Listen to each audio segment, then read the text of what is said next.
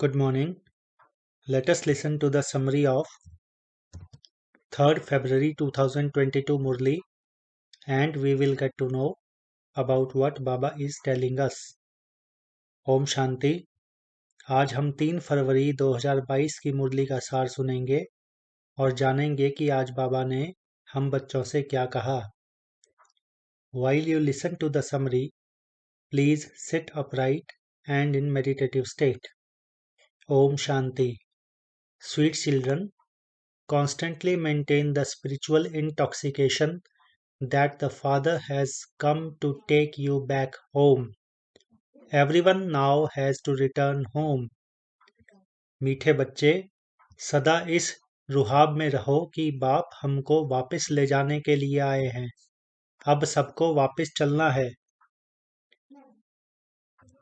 Today's question: What is the great act of charity that you children perform at this time? Answer: To surrender everything you have to Shiv Baba is a great act of charity. By surrendering everything and following Shrimat fully, you receive a very high status. मुरली का प्रश्न: तुम बच्चे इस समय सबसे बड़े ते बड़ा पुण्य कौन सा करते हो? उत्तर: अपना सब कुछ शिव बाबा के आगे समर्पण कर देना। यह है बहुत बड़ा पुण्य। सरेंडर कर पूरा श्रीमत पर चलने से बहुत ऊंच पद मिल जाता है। Second question: What one new thing sits with great difficulty in the intellect of human beings? Answer: That incorporeal Shiv Baba has entered the body of Brahma. He is the greatest personality of all, and that his part is highest on high. This new things sits in the intellects of people with great difficulty. दूसरा प्रश्न: कौन सी नई बात मनुष्यों की बुद्धि में बहुत मुश्किल से बैठती है? उत्तर: शिव बाबा जो निराकार है, उसने ब्रह्मा के तन में प्रवेश किया है। वही सबसे बड़ी ते बड़ी असामी है। उनका ही ऊंचे ते ऊंचा पाठ है। यह नई बात मनुष्य की बुद्धि में बहुत मुश्किल से बैठती है। धारणा के लिए मुख्य सार: नई राजधानी बनाने के लिए बाप की सर्विस में मददगार बनना है।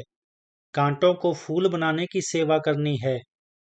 कम से कम 8 घंटा याद की यात्रा में रहने का अभ्यास करना है। मौत से हिचकना नहीं है, क्योंकि बुद्धि में है अब घर जाना है।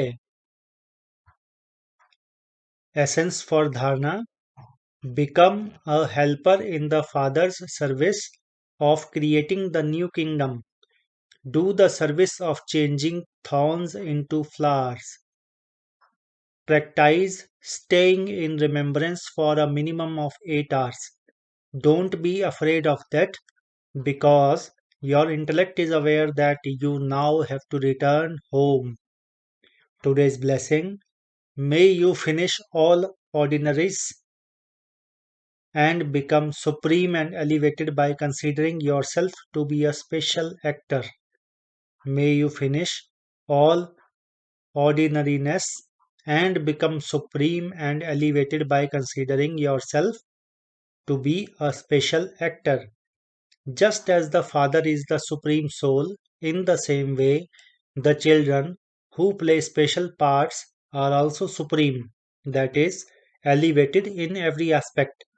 While walking and moving around, eating and drinking, simply consider yourself to be a special actor and play your part on the stage of the drama.